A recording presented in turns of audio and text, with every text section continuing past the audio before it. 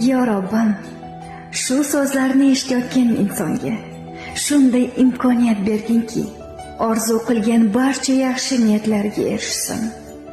Uni shunday asraginki, dunyodagi barcha yomonliklar va azob, uqubatlar zarar yetkaza olmasin.